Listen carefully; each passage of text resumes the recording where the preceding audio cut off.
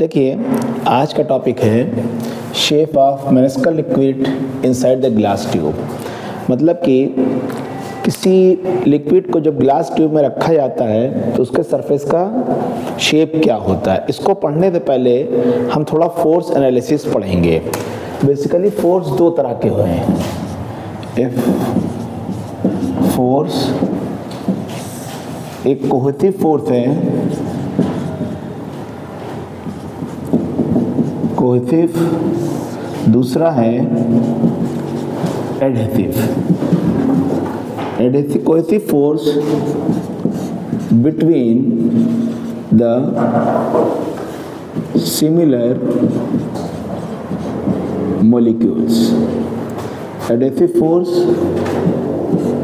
between dissimilar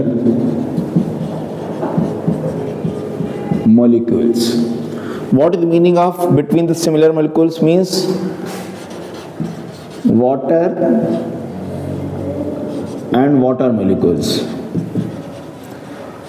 water और water molecules के बीच में जो लगने वाला फोर्स है वो कोहेसिव फोर्स है। Water and glass, water and glass के बीच में जो लगने वाला फोर्स है वो एडहेसिव फोर्स है। ये हमने समझ लिया।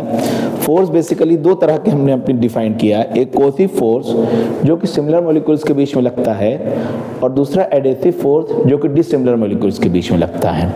इससे हम बहुत ही इंपॉर्टेंट कंक्लूजन पे भी आ सकते हैं कि अगर हमने अपनी फिंगर को पानी में डाला जो कि कंटेनर से भरी हुई है, तो पानी के कुछ मॉलिक्यूल्स या पानी हमारे उंगली में चिपक के बाहर आ जाता है। ऐसा क्यों होता है? इसका मतलब जो हमारी उंगली और पानी के मॉलिक्यूल्स के बीच में जो लगने वाला फोर्स है दैट इज एडहेसिव फोर्स, क्योंकि ये डिसिमिलर मॉलिक्यूल्स के बीच में है और पानी के बीच में लगने वाले कोहेसिव फोर्स से ज़्यादा है। इसीलिए पानी के मॉलिक्यूल्स हमारी उंगली से चिपक के बाहर आ जाते हैं। तो बहुत ही इंपॉर्टेंट, पहली बात बहुत टफ नहीं, आसानी से इसको समझिए।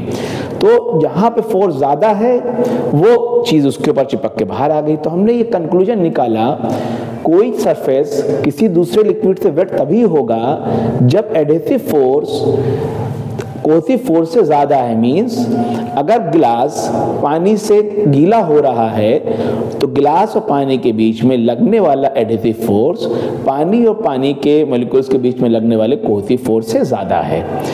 अगर हम मरकरी और ग्लास के एग्जाम्पल लें या मरकरी और वाटर के मरकरी और का एग्जाम्पल लें, और अगर हमने मरकरी के अंदर अपनी उंगली डाली जो कि मरकरी किसी कंटेनर में भरी है, तो मरकरी के मॉलिक्यूल्स चिपक के हमारे हाथ में नहीं आते हैं, उंगली में नहीं आते, क्योंकि मरकरी और मरकरी के मॉलिक्यूल्स के बीच में जो लगने वाला फोर्स है वो हमारे उंगली और मरकरी के बीच में लगने वाले फोर्स से ज़्यादा है। इसलिए मरकरी के मॉलिक्यूल्स मरकरी के अंदर ही रहते हैं, हमारी उंगली से चिपक के बाहर नहीं आते।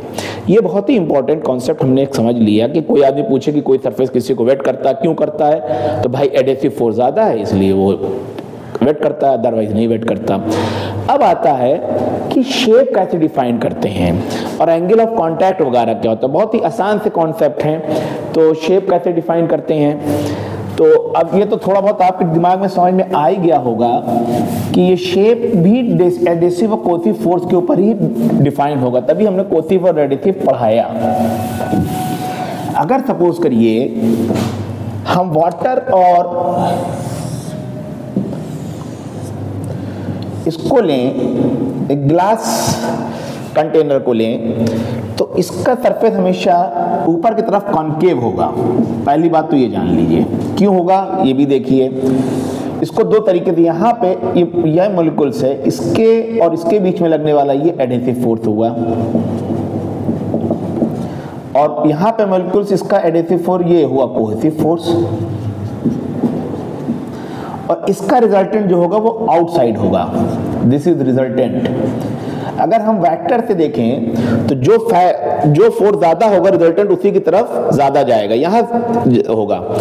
तो हमारा ज्योमेट्री जो बनी इसकी कनकेव बनी, क्योंकि इसका रिजल्टेंट आउटसाइड है। Resultant it outside of the container. अब अगर हम इसको देखें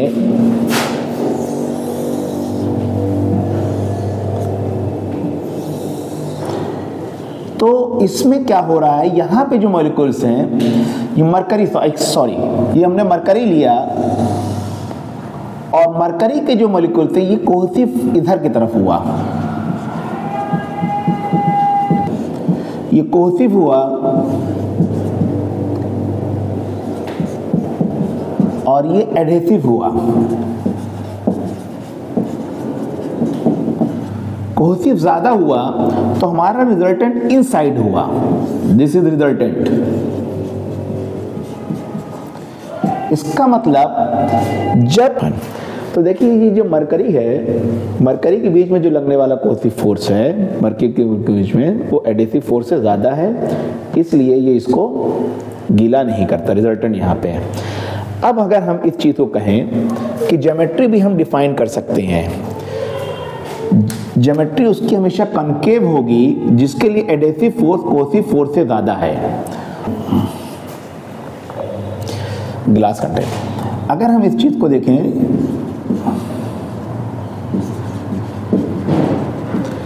कि अगर हम इस चीज को कहें कि जो ज्योमेट्री है जहां पे adhesive force is more than cohesive force, surface geometry जो होगी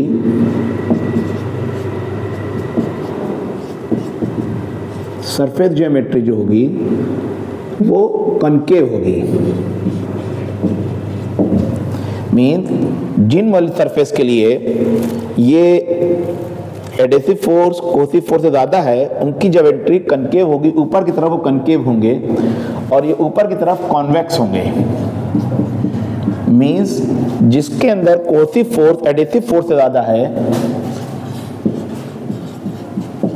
cohesive force is more than adhesive force, surface geometry जो होगी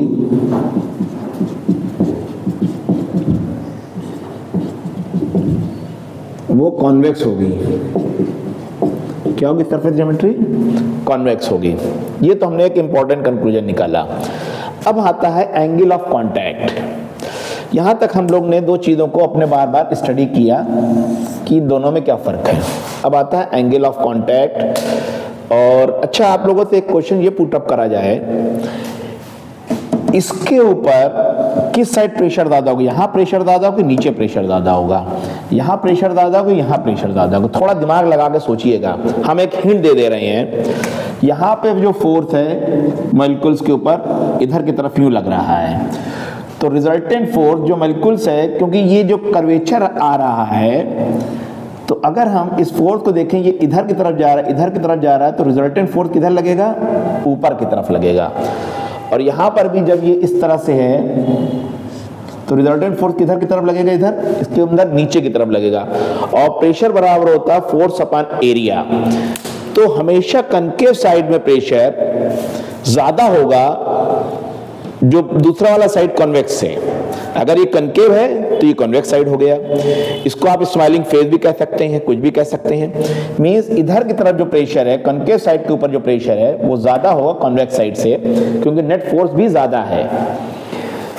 और हम प्रूव भी करेंगे क्यों ज्यादा होता है प्रेशर, मैथमेटिकल प्रूफ भी करेंगे इसका। अब आता है angle of contact. Angle of contact क्या है?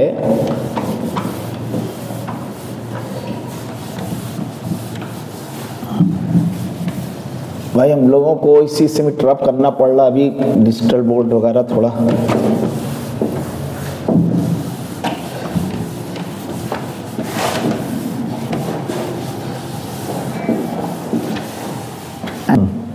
आता है एंगल ऑफ कांटेक्ट। अब सपोज करिए ये एंगल ऑफ कांटेक्ट कैसे निकाला जाता है।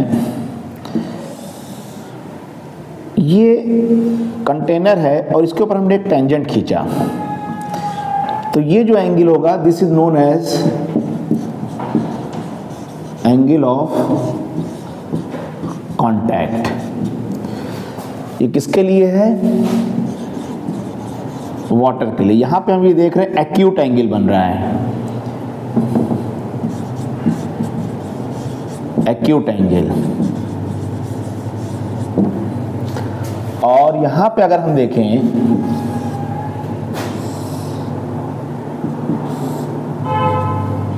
ये जो एंगल बन रहा है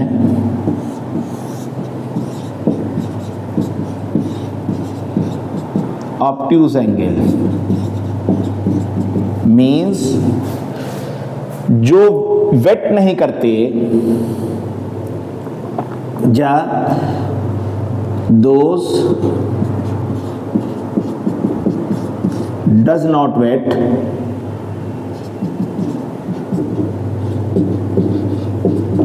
जो उनका एंगल ऑफ कांटेक्ट होता है हमेशा ऑब्ट्यूज होता है,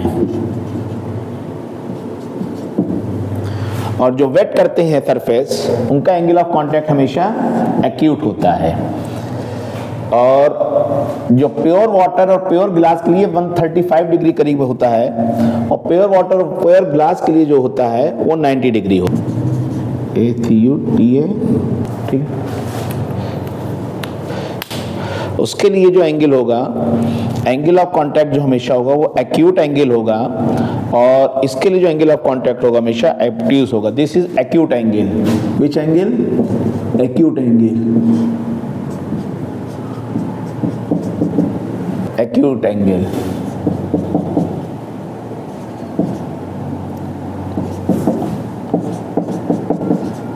less than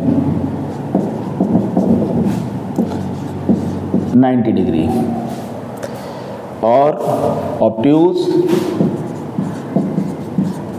more than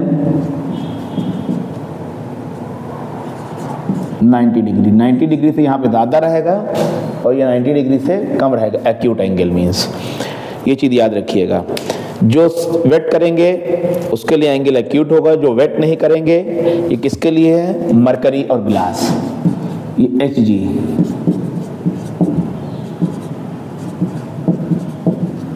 mercury. अब आता है हमारा जो नेक्स्ट टॉपिक है कैपिलरी राइज और pressure difference. Pressure at the concave side is why the pressure at the concave side is more than the convex side. ये बहुत ही इंपॉर्टेंट है प्रेशर डिफरेंस का कॉन्सेप्ट, थोड़ा सारा समझिएगा और फिर इसको कुछ न्यूमेरिकल्स करा देते हैं। तो अब आता है प्रेशर डिफरेंस को देखिए कैसे लिखा जाता है कि अब आता है, सपोज करिए ये एक प्योर वाटर और ग्लास के बीच है, ये मॉलिक्यूल्स हैं सरफेस पे, तो इसके ऊपर फोर्स हर साइड पे लग रहा है। जब वो बनाएंगे तो इसके ऊपर नेट फोर्स 0 है, लेकिन अगर कोई ज्योमेट्री कनकेव है तो इसके ऊपर यहाँ पे फोर्स इस साइड लगेगा और यहाँ पे सरफेस फोर्स इधर की तरफ लगेगा। Resultant will be outside.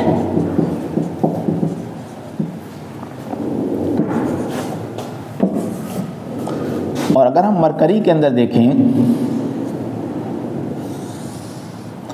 तो यहाँ पे एक फोर्स यूं लगेगा और एक फोर्स यूं लगेगा। This is resultant.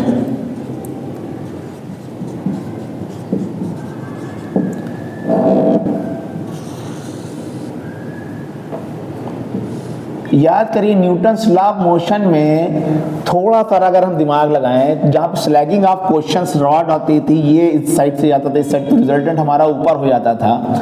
इस तरीके के जब न्यूटन्स लॉ ऑफ मोशन पढ़ाएंगे तो आप इस तरह क्वेश्चन बता देंगे। बेसिक कॉन्सेप्ट बेसिकली वहीं से आपका आ ही रहा है ये सब। तो रिजल्टेंट हमारा ऊपर की तरफ जा रहा है, तो आउटसाइड यहाँ resultant. It means always resultant is what? Resultant. It means resultant force जो है आपका कनकेव साइड है। यहां पर भी रिजल्टेंट फोर्स हमारा किधर की साइड है? कनकेव साइड है। जब रिजल्टेंट फोर्स हमारा रिजल्टेंट फोर्स हमारा कनकेव साइड है तो प्रेशर बराबर क्या होता है? Force upon area. तो pressure at the concave side is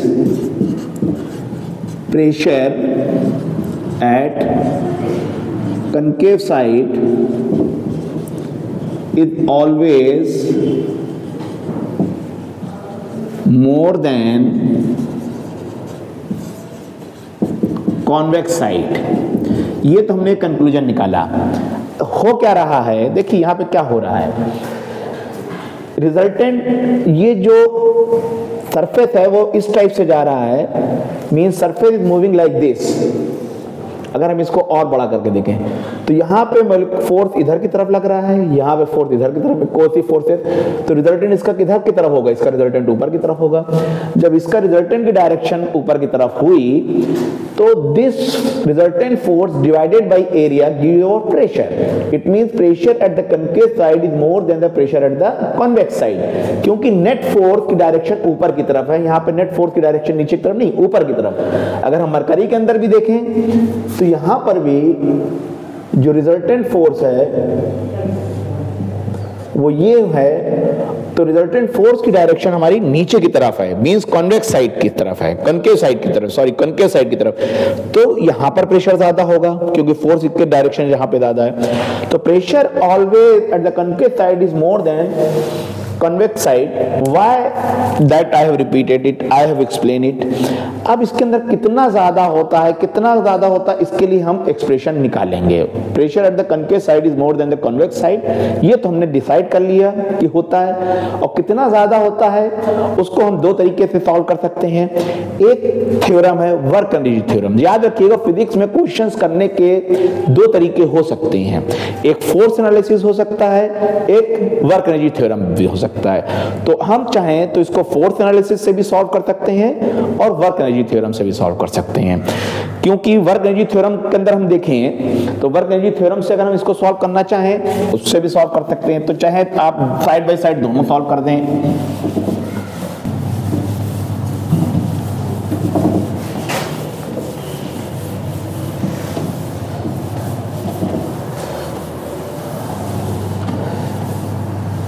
क्या आप लोग को दोनों तरीके से बता दें कि एक ही तरीका सफिशिएंट रहेगा प्रूविंग का? फोर्स एनालिसिस बता दें, वर्क एनर्जी थ्योरम दोनों बता दें? सर दोनों ही बता दें। तो साइड बाय साइड दोनों बता देते हैं हम। देखिए यहां पे हमने वर्क एनर्जी थ्योरम का यूज किया है।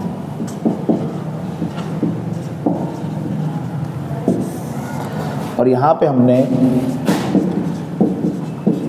Force analysis means pressure at the concave side is more than the convex side, how much? Suppose करिए ये वाटर ड्रॉप है और अंदर प्रेशर P1 है, बाहर प्रेशर P2 है। जो पहले वाले आर्टिकल से हमने कंक्लूजन निकाला, conclusion from the last article, इधर प्रेशर P1 है, इधर प्रेशर P2 है, this is concave side, concave side. तो P1 will be always more than P2, but how much? Question है कितना ज्यादा है। ये तो हमने पहले वाले थ्योरम से ही पता कर लिया कि कनकेव साइड का प्रेशर कन्वेक्स साइड से ज्यादा, तो this is concave side and this is convex side.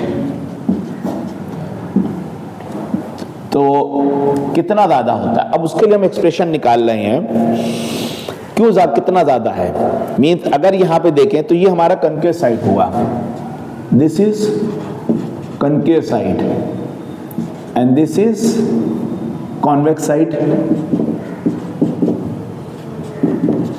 ये जो है ये इधर वाला कनकेव हुआ, दिस ये कनकेव साइड, कनकेव, ये कॉन्वेक्स साइड हुआ, ये कनकेव साइड हुआ। हम चाहे तो इसको फोर्स एनालिसिस से भी कर सकते हैं, वर्क एनर्जी थ्योरम से भी कर सकते हैं, दोनों तरीके से कर सकते हैं। प्रेशर कनकेव साइड का P1 है, यहाँ पे P2 है। कनकेव साइड का प्रेशर कन्वेक्स साइड से ज्यादा होता है क्योंकि कनकेव साइड की तरफ रिजल्टेंट फोर्स की डायरेक्शन होती है, कनकेव साइड की तरफ रिजल्टेंट फोर्स की डायरेक्शन होती है, कनकेव साइड की तरफ रिजल्टेंट फोर्स की डायरेक्शन होती है, इसलिए प्रेशर का कनकेव साइड के ज्यादा होता है कॉन्वेक्स साइड से। अब आया कितना ज्यादा होता है, और यही राइज होता है कैपिलरी राइज का। जो प्रेशर डिफरेंस होता है जब हम किसी पानी के अंदर कोई कैपिलरी को डालते हैं तो पानी उसके अंदर राइज कर जाता है, ये प्रेशर डिफरेंस ही होता है जो कि पानी को कैपिलरी में ऊपर चढ़ाता है। अब अगर आपसे कहा जाए ये हाउ मच, कितना ज्यादा होता है, तो उसके लिए हमने देखा इन दोनों का प्रेशर डिफरेंस हमने माना P1 minus P2 equal to delta P। It means जो फोर्स हुआ अंदर से बाहर की तरफ जो लगा, और ये जो फोर्स ने इसकी रेडियाई को, इसकी रेडियस कितनी थी r, और कितनी रेडियस बढ़ा दी dr बढ़ा दी। तो unbalance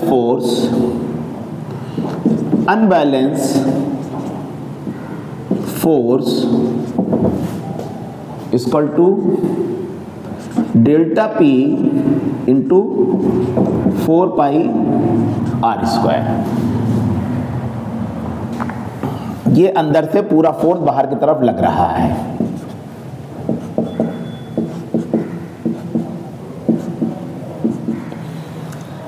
four pi r square. और वर्क डन कितना हुआ? Work done equal to force into dr, क्योंकि ये कितना एक्सपेंड किया, dr एक्सपेंड किया। तो this is delta P into 4 pi r square into dr, ये वर्क डन हुआ। And this work done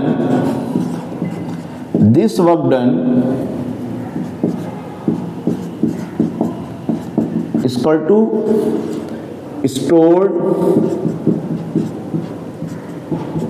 in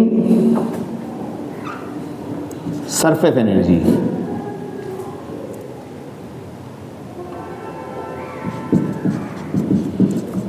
surface energy that is T into delta A, जो कि हम पहले पढ़ चुके हैं। डेल्टा ए किसके बराबर हुआ? 4 pi r2 square minus 4 pi r square के। r2 किसके बराबर हो जाएगा?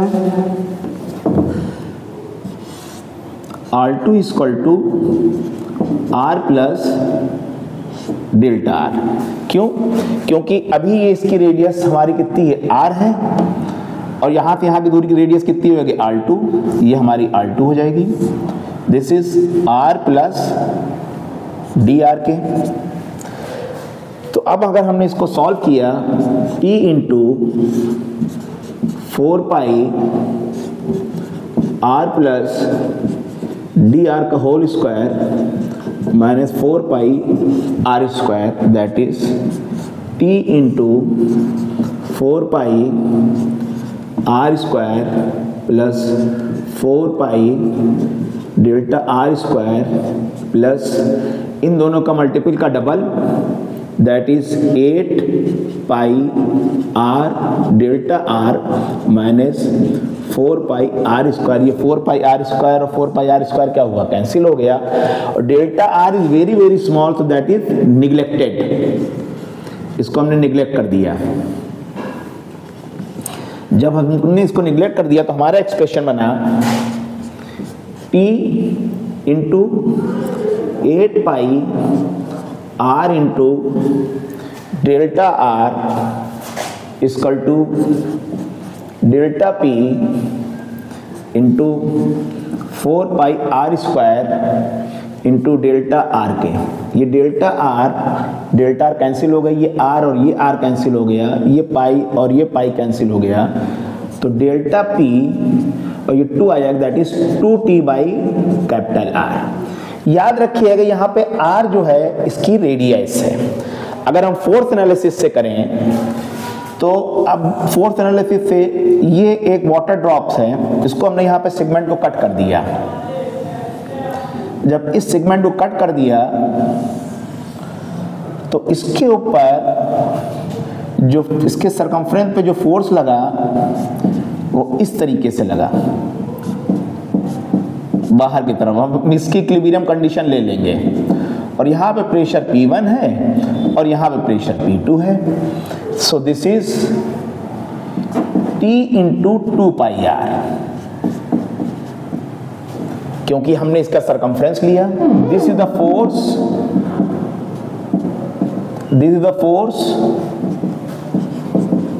फोर्स ड्यू टू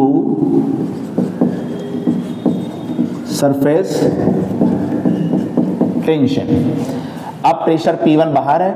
याद रखिएगा ये जो प्रेशर P1 है ये इसके ऊपर इस तरीके से फोर्स एक्सर्ट कर रहा है। हम इसका परपेंडिकुलर जो प्रोजेक्शन लेंगे, प्रोजेक्शन एरिया लेंगे, तो force due to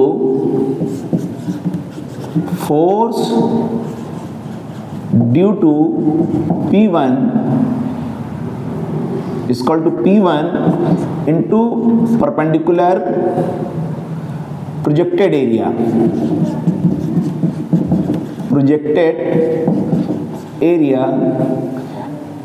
that is वो हो जाएगा पाई r स्क्वायर के। So this is force due to P1 is equal to P1 into pi r square। अब P2 की वजह से जो फोर्स हुआ ये बाहर की तरफ लग रहा है, और force due to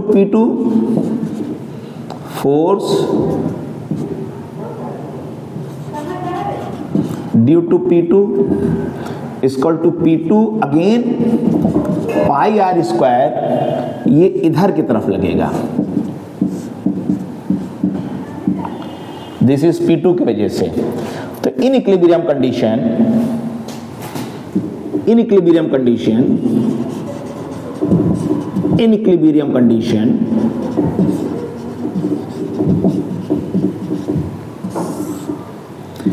P2 pi r square minus P1 pi r square equal to 2 pi r into T.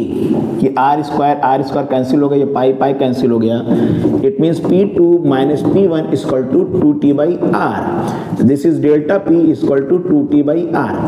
ये बहुत ही इसलिए मैं करा रहा हूं ताकि इसे आप लोग को एक कॉन्सेप्ट हो फ्यूचर में। हम ये 2t इंटू 2 पाई आर जो ले रहे हैं ये हम कैपिलरी राइज वगैरह में भी यूज करेंगे।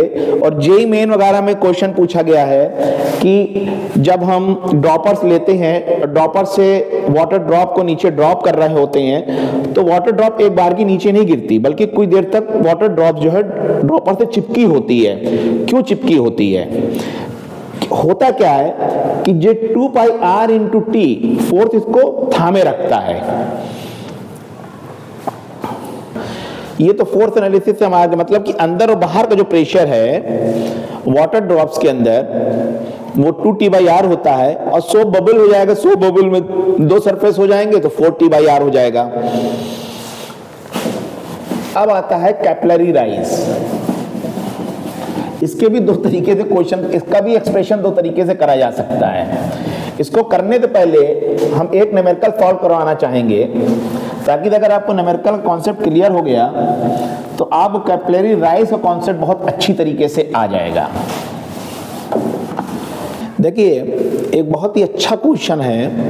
If the radius of the opening of the dropper is r, means ये ड्रॉपर है, दिस इज द ड्रॉपर। हमने साइन ड्रॉपर मींस जिससे इंक वगैरह भरी जाती है।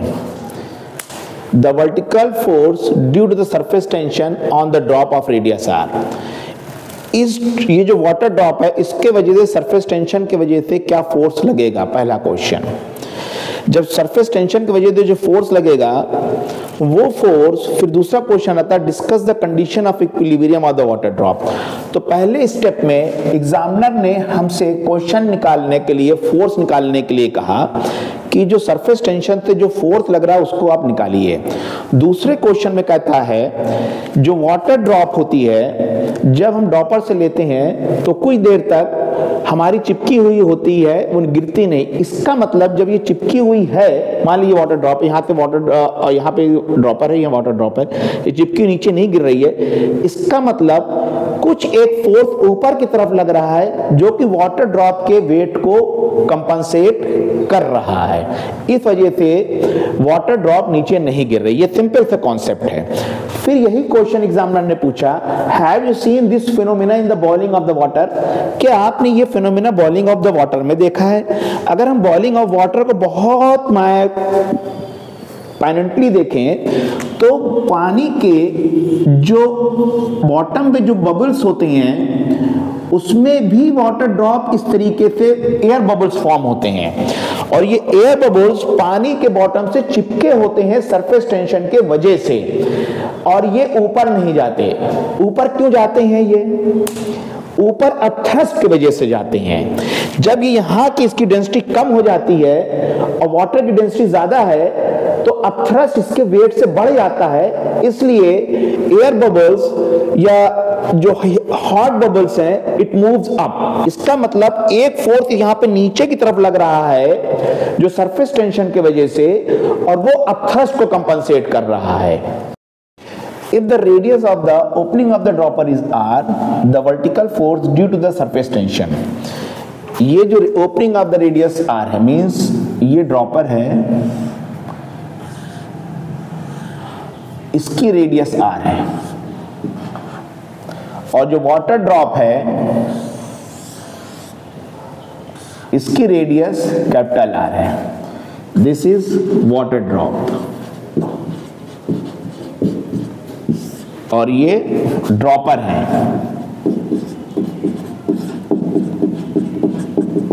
इसकी रेडियस R है। जब हमने इन दोनों को मिलाया,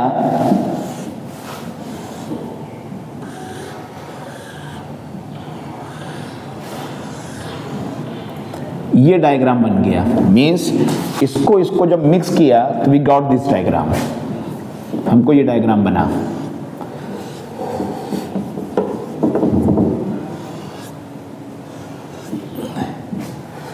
अब ये जो पानी का सरफेस है, ये इसके चारों तरफ कांटेक्ट में होगा ड्रॉपर के, तो DF equal to T into DL के, क्योंकि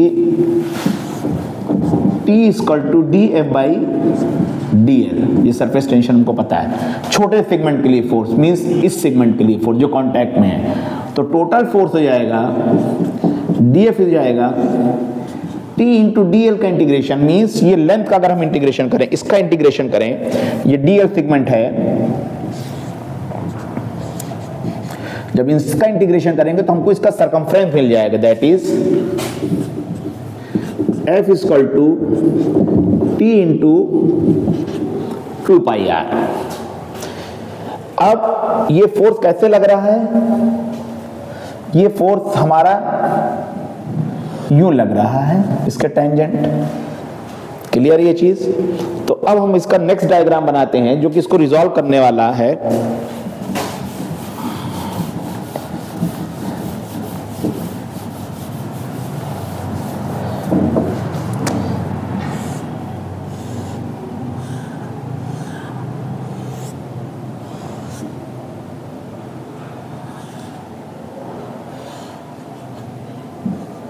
दिस इज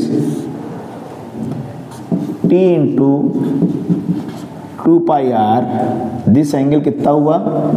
थीटा हुआ। तो इसका जो वर्टिकल कंपोनेंट हो जाएगा,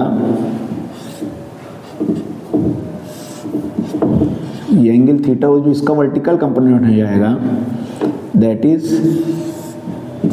T into 2 pi R into sine theta. ये इसका वर्टिकल कंपोनेंट हो गया।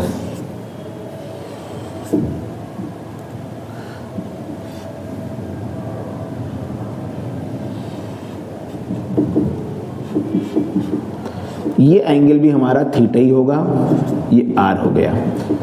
तो साइन थीटा बराबर हो जाएगा small r upon capital R, क्योंकि यहां पे अगर हम इस चीज को देखें,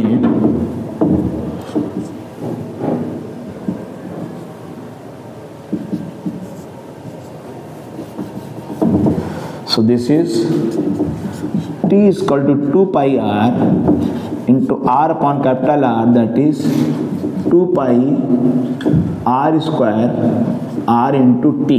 This is the force. It means ये वाटर ड्रॉप पे जो इतना फोर्स लगा, ये ऊपर की तरफ लग रहा है। विजिबल है? Yes sir. Yes sir. तो ये इतना फोर्स हमारा ये जो है ऊपर की तरफ लग रहा है। देखिए इसको आप लोग डायरेक्ट याद भी कर सकते हैं रिजल्ट को, 2 pi R square T by R, क्योंकि क्वेश्चन डायरेक्ट ऐसे ही पूछा जा सकता है। इतना फोर्स इसके ऊपर की तरफ लगा। अब ये इक्विलिब्रियम कंडीशन, ये force due to what, surface tension लगा इस पे वाटर ड्रॉप पे।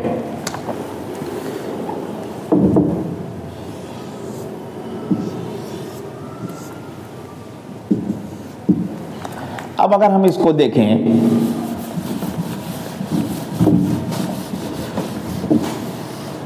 इसका कोई दूसरा मेथड भी होना चाहिए, बिल्कुल दूसरा मेथड भी है। इसका शॉर्टकट मेथड क्या है? अगर किसी को कॉन्केव कन्वेक्स सरफेस डिफरेंस का बहुत अच्छा कॉन्सेप्ट क्लियर है तो उस कॉन्सेप्ट से भी क्वेश्चन करा जा सकता है। मींस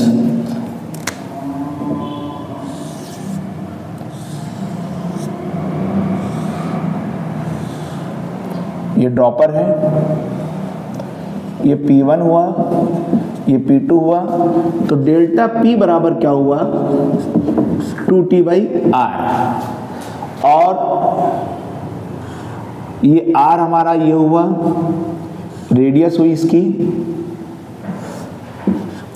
तो फोर्स बराबर क्या हुआ, force equal to delta P into pi R square, that is 2T/R into pi R square. अब ये नीचे की तरफ ना गिरे, सेकेंड पार्ट तो हमने कर लिया, ये नीचे की तरफ ना गिरे। कब तक नहीं गिरेगा ये? जब तक 2T into pi R square upon R, इसके ऊपर सरफेस टेंशन की वजह से जो फोर्स लगा इतना ऊपर की तरफ, और कितना फोर्स नीचे की तरफ लगा, m into G, that thing should equal to what, mg के। m कभी कभी pi r 4/3 pi r cube into density भी ले सकते हैं। तो ये इक्विलिब्रियम कंडीशन में आ गया क्वेश्चन। अब इसी क्वेश्चन को, have you seen this phenomena in the boiling of the water, क्या आपने ये phenomena boiling of the water में देखी? Exactly we have seen it in the boiling of the water. उसमें कैसे आएगा? सेम एक्सप्रेशन हम अब इसको नहीं बार बार डिस्कस करेंगे। तो यहां पे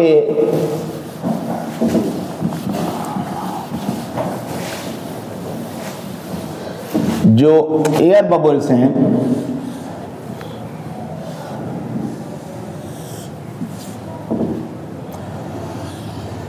वाटर के कॉन्टैक्ट्स में हैं,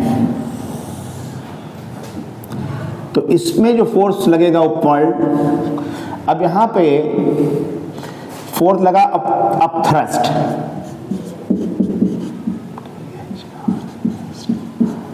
up thrust means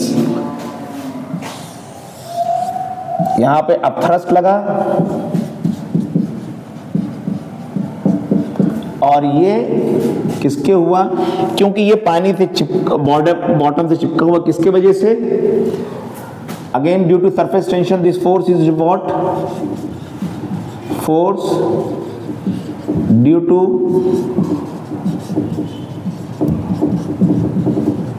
surface tension is equal to 2 pi r square t by what, capital R, upthrust is equal to what, weight of the displaced liquid।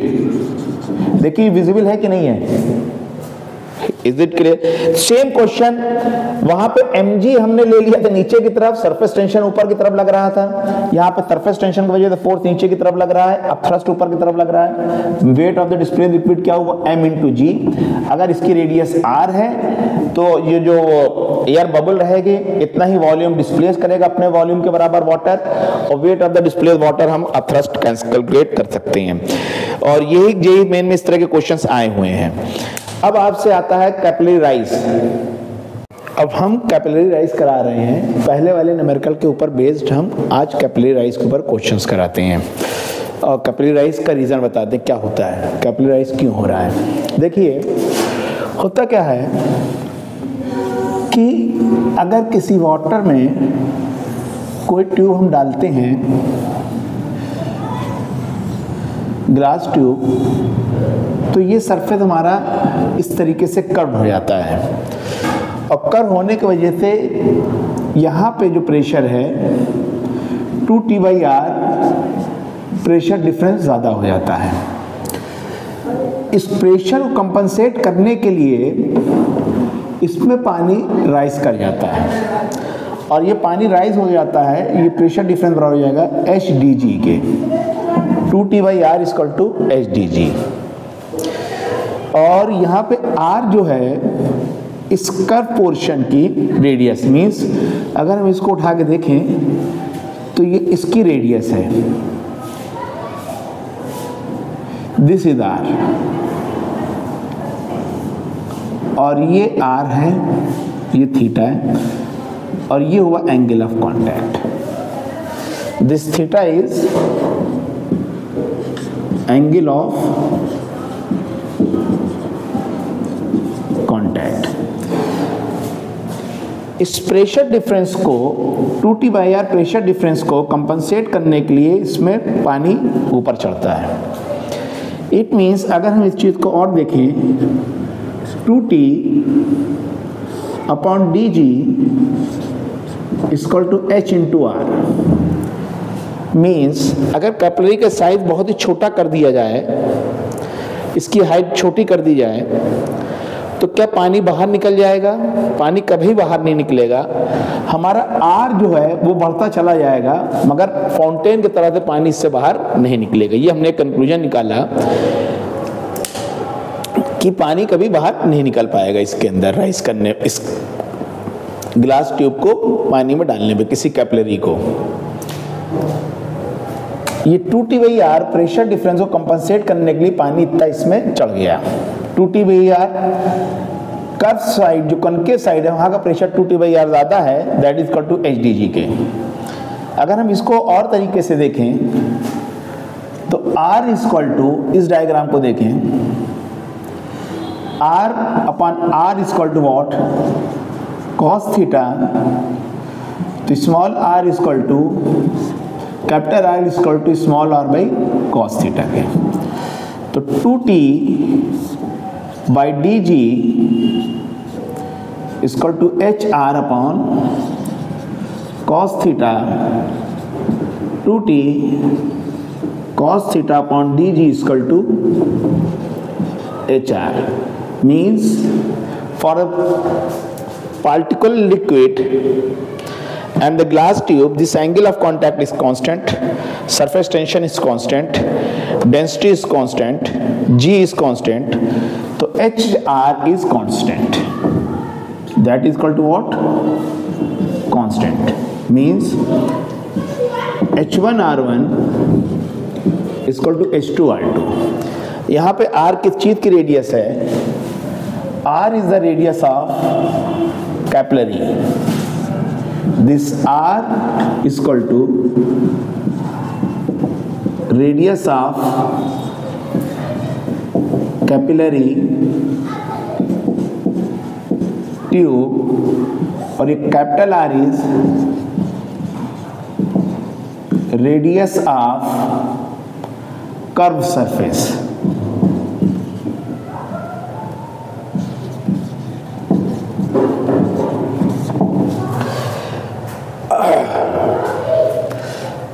हम ये देखते हैं कैपिलरी में, फिर इसको हम एक्सप्लेन कर रहे हैं, इसमें पानी चढ़ क्यों रहा है?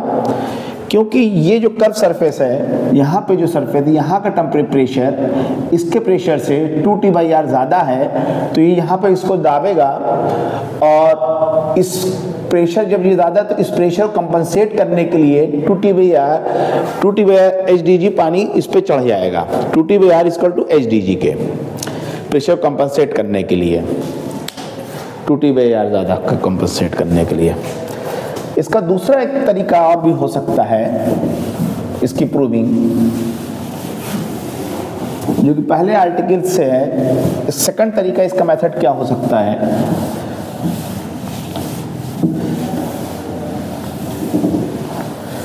जो कि फोर्थ एनालिसिस पे हम देखें,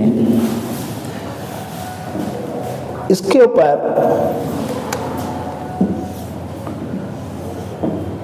जो फोर्थ लग रहा है, जो प्रेशर डिफरेंस हुआ, वो 2T/R into πr, this is the force on liquid column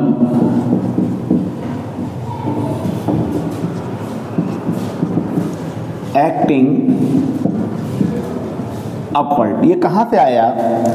याद करिए जो ड्रॉपर वाले क्वेश्चन में हमने निकाला था, इस बबल के ऊपर कितना फोर्स लग रहा था? इतना ही फोर्स लग रहा था। तो और ये जो फोर्स हो जाएगा 2T/r into pi R square should equal to weight of the liquid in capillary, that is 2T/r into pi r square. Since this is the form of the cylinder, so volume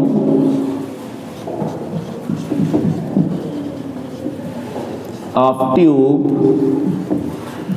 into density into g, this is pi r square h into d into g। हमने यहाँ पे ये जो इस portion का मास है इसको neglect कर दिया है। अगर चाहे तो इसको भी ले लें, so that is plus pi R square upon 2/3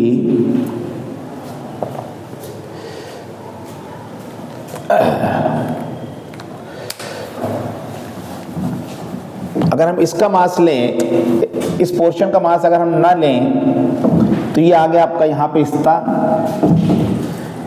तो ये आपका पाई आर स्क्वायर आपका कैंसिल हो जाएगा।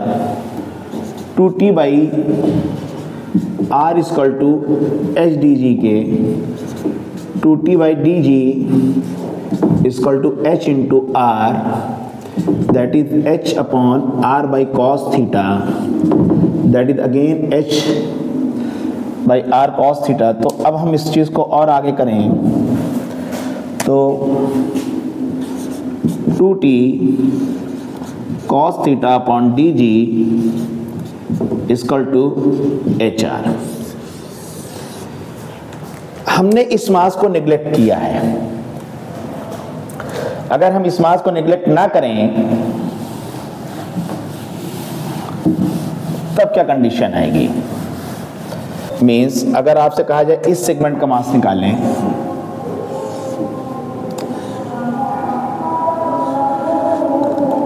इस सेगमेंट का, तो इसके लिए क्या कैलकुलेशन होगी? Calculation for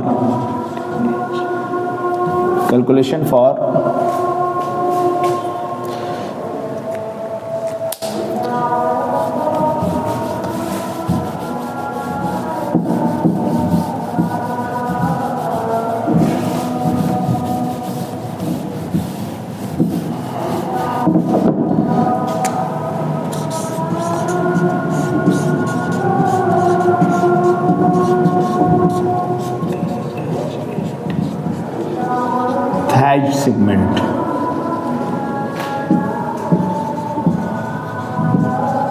mark of thatch segment, इस सेगमेंट का पोर्शन का।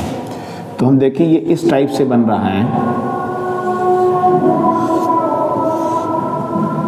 That is pi R square into R minus 2/3 pi R cube, that is 1/3 pi R cube के। मीन्स जो टोटल मास लिया है, तो अब जो हो जाएगा 9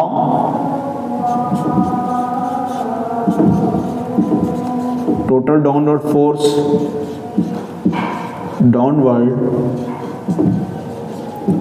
equal to pi R square H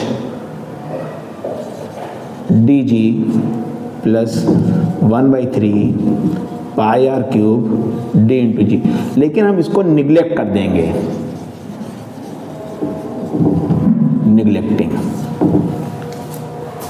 जब हमने इनको निगलेक्ट कर दिया तो फिर ये यही चीज़ पूरी आ जाएगी। और फिर we will get the same calculation, इसको नेग्लेक्ट कर दिया निकालने, because R is very very small, this R is very very small, क्योंकि हमने पहले एक सिलेंडर लिया, उसका वॉल्यूम ये हुआ pi R cube into R square, और फिर उसमें से इतने पोर्शन को सेमी एक स्फेयर हुआ, हाफ ऑफ द स्फेयर का वॉल्यूम कर दिया, तो हमको इस पोर्शन का वॉल्यूम पता चल गया, that is 1/3 pi R cube के। लेकिन इसको बाद में हम नेग्लेक्ट कर दिया, तो फिर ये सेम चीज़ हमारी वही चीज़ आ जाएगी, और generally this is equal to 2t by R into pi R square के। तो चाहे आप इसको करिए चाहे ना करिए, डजेंट मैटर। अब इसके ऊपर न्यूमेरिकल किस तरीके से बनते हैं, सपोज करिए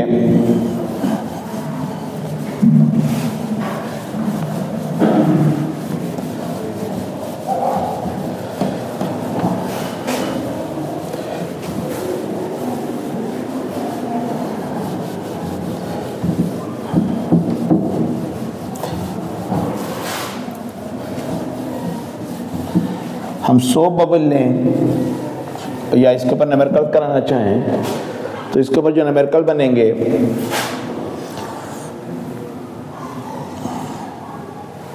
कोई एक रेडियस इसकी आर है और रेडियस को अब हाफ कर दिया जाए,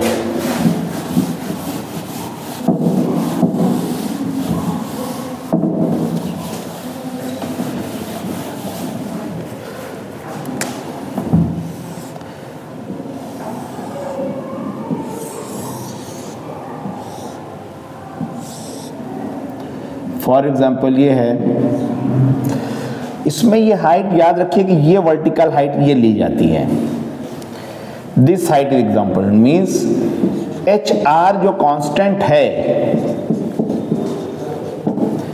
इसमें दिस हाइट मीन्स अगर हम इसको, इसमें 20 सेंटीमीटर तक पानी चढ़ा है और इसको 30 डिग्री हमने इंक्लाइन कर दिया गया,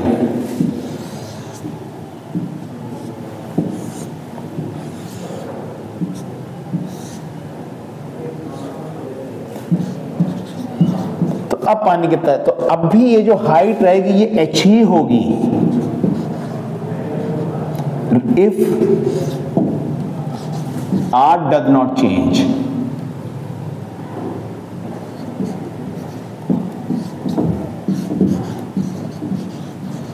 अगर r को चेंज नहीं किया है, तो अब ये जो इंक्लाइन पोर्शन की जो हाइट हो जाएगी h dash, h upon h dash equal to sine 30, तो h dash equal to h by sine 30, that is equal to what 2h। अब इसमें हाइट जो होगी वो डबल हो जाएगी इंक्लाइन पोर्शन की, ये हाइट हो जाएगी। कौन सी हाइट डबल हो रही है, इंक्लाइन पोर्शन में जो पानी है, but this height will be same, this vertical height will be same. बार बार कह रहे हैं हम, ये जो हाइट ले रहे हैं इस हाइट से हमको मतलब है, इंक्लाइन पोर्शन की लेंथ नहीं लेंगे हम, इस हाइट को लेंगे। फिर से कैलकुलेशन मैं कर रहा हूं आप लोगों को समझाने के लिए, देखिए h upon h dash equal to sine 30 degree, h upon h dash equal to 1/2, तो h dash equal to 2h means जो वाटर है, वाटर की लेंथ इसके अंदर इंक्लाइंड लेंथ 2h होगी, लेकिन वर्टिकल हाइट h ही रहेगी if radius does not change. अगर रेडियस को चेंज कर दिया गया फॉर एग्जांपल, और फिर इंक्लाइंड पोर्शन में भी चेंज कर दिया गया, तब क्या होगा,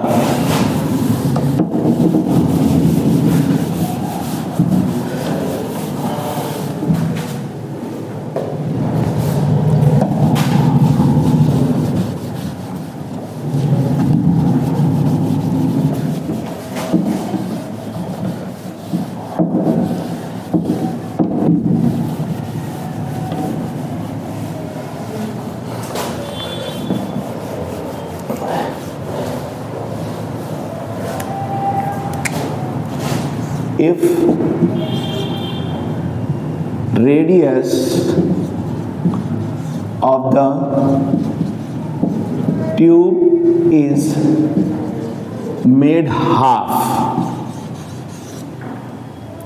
and it is inclined at an angle 30 degree with horizontal. Yeah, it makes the angle 30 degree with horizontal. If the radius of tube is made half, means HR is equal to HR by 2, H dash, double dash, means H double dash is equal to new height of water column, that is, अब H double dash is equal to 2H, अब हमने इसको 2H हो गई in this figure.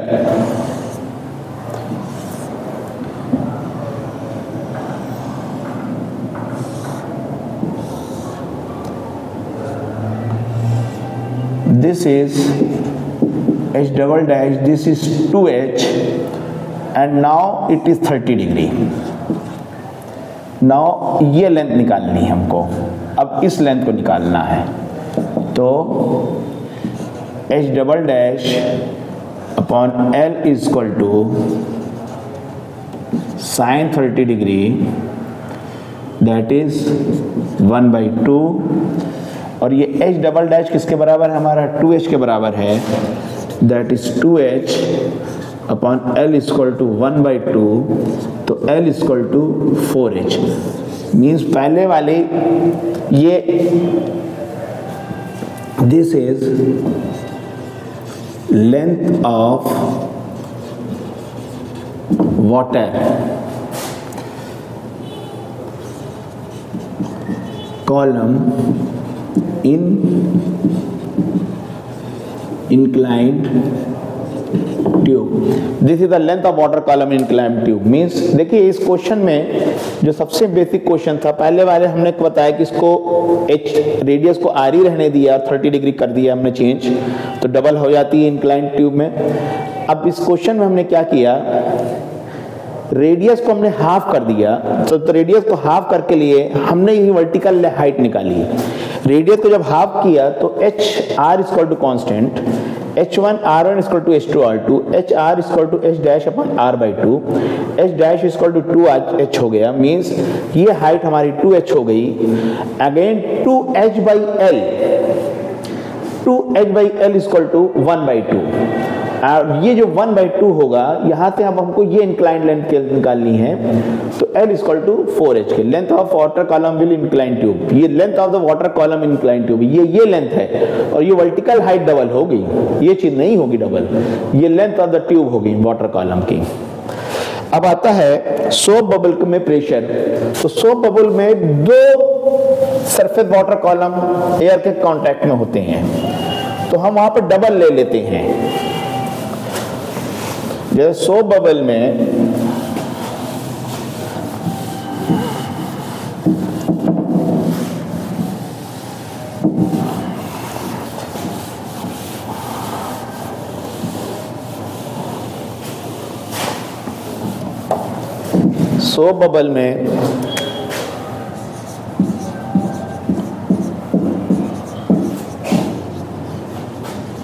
जो pressure difference हो जाता है, उसमें दो सरफेस कांटेक्ट में होते हैं. There are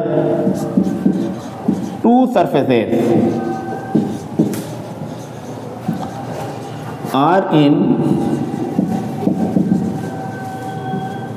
contact with air. तो जो एरिया होता है, एरिया डबल ले लेते हैं, तो उससे जो प्रेशर डिफरेंस हो जाता है P1 माइनस P2 जो हो जाएगा 4/T, 4T/R हो जाएगा. एरिया जो हो जाएगा double, two surface are in contact with air, दो सरफेस एयर के कांटेक्ट में होते हैं, इसलिए जो एरिया होता है वो डबल हो जाता है। और आज के लिए इतना ही काफ़ी है। यहाँ पर हमारा मोस्ट प्रॉब्ली सरफेस टेंशन के कुछ कॉन्सेप्ट, जो बेसिक कॉन्सेप्ट है वो ख़त्म हो जाते हैं। और इसके बाद अब न्यूमेरिकल बीच बीच हमने कुछ न्यूमेरिकल करने की कोशिश करी है और थोड़े बहुत न्यूमेरिकल भी कराएंगे।